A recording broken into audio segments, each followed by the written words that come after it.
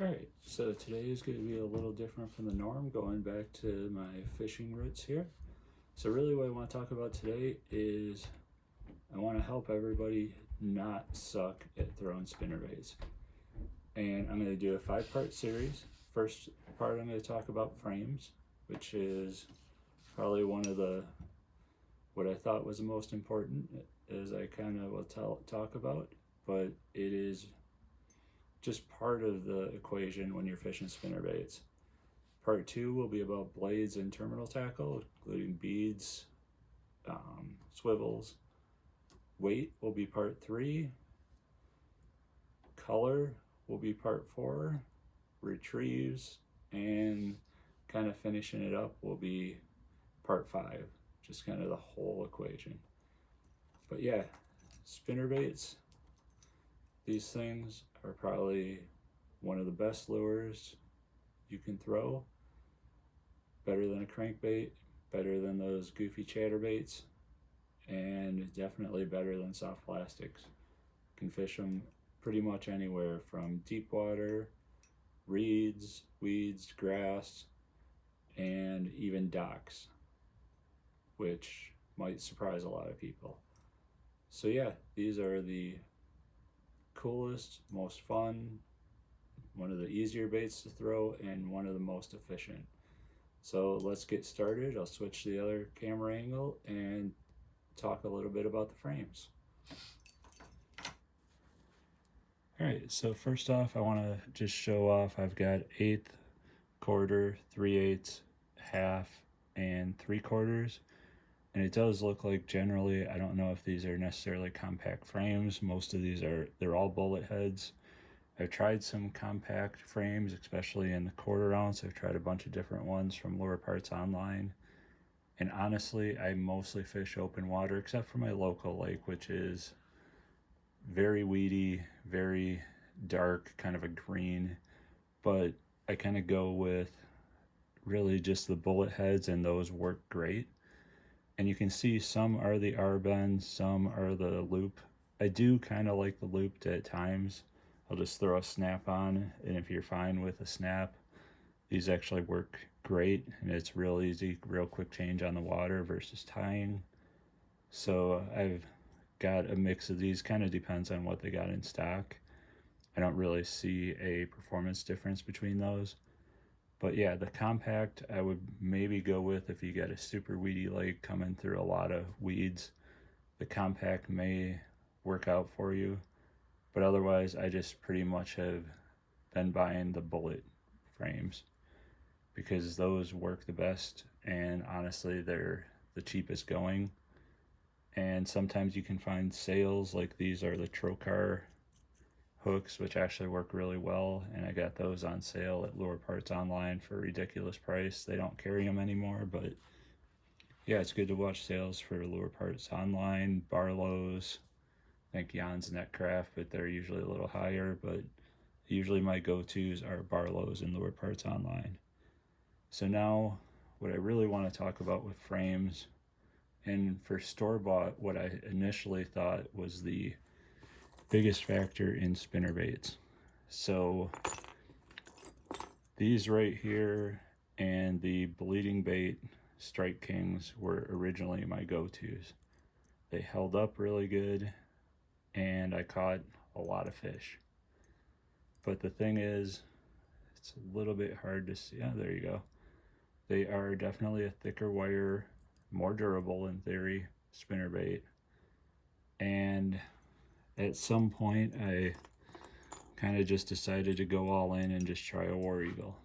Now, not sure, it'll probably be a little hard to see, but the War Eagle is definitely a lot thinner wire spinnerbait. And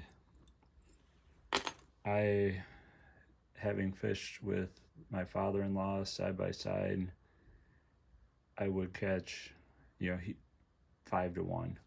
Or if I went back to a Strike King and he was fishing a War Eagle, he would outfish me 5-1. With the War Eagle, you could just get a little bit better vibration from the thinner wire, and it just flat out catches more fish. Doesn't matter, clear water, dark water, they just seem to catch more fish with the thinner wire. And I thought that was the most important thing going. And also humdinger too, if you do store bought. Humdinger is about the same wire as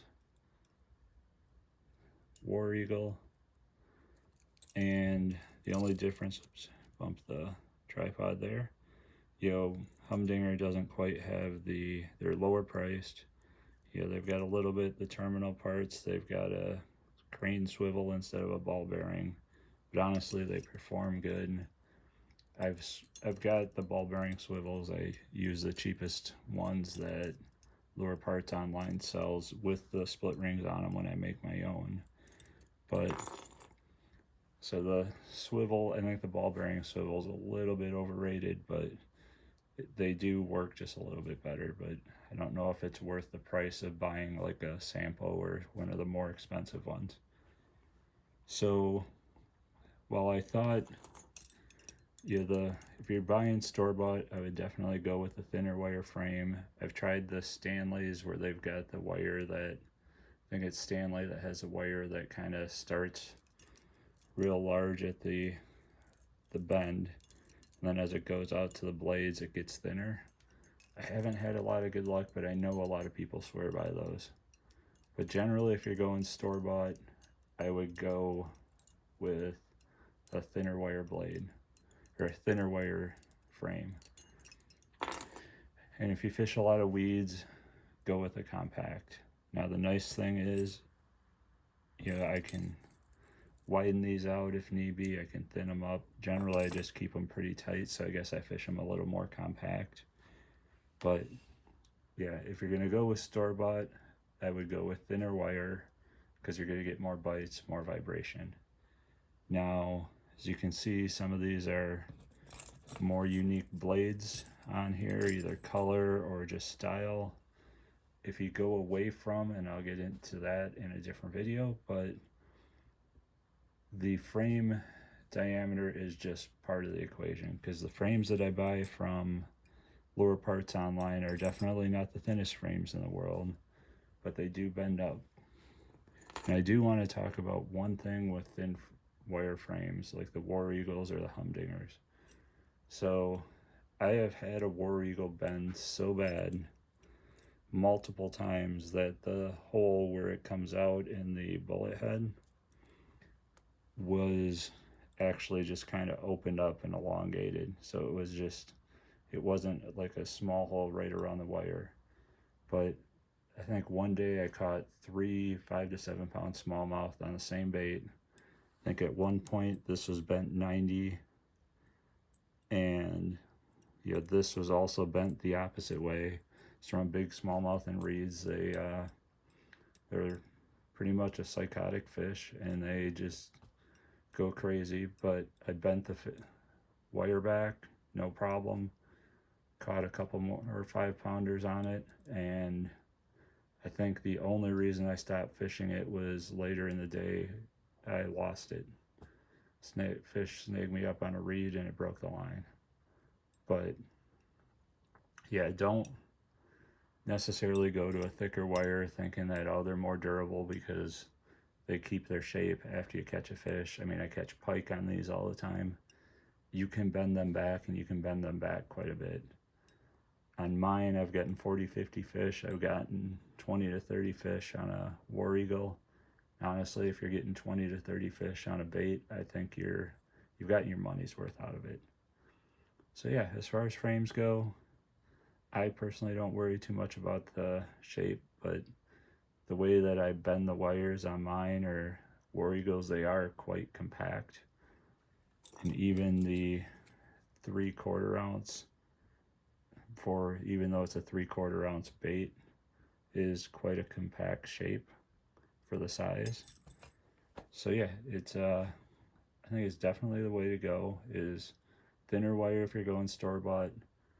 The rest of the videos will talk about kind of customization to get you more bites based on the customization, and that's really the key. But if you just want to go store-bought and don't want to customize anything, definitely find the thinner wire spinnerbaits because you're going to get more vibration, get more fish, and pretty much differentiate yourself from what a lot of people are throwing. And that's the key, is just go different. If you go with something different, that's going to get you bites. If you come in behind somebody after they just threw here's a double Colorado, if they were throwing a double Colorado, everybody throws double Colorados, tandems, or double willows. If you come in with them, behind them, just throwing something that's the same, they didn't get bit, you're probably not going to get bit.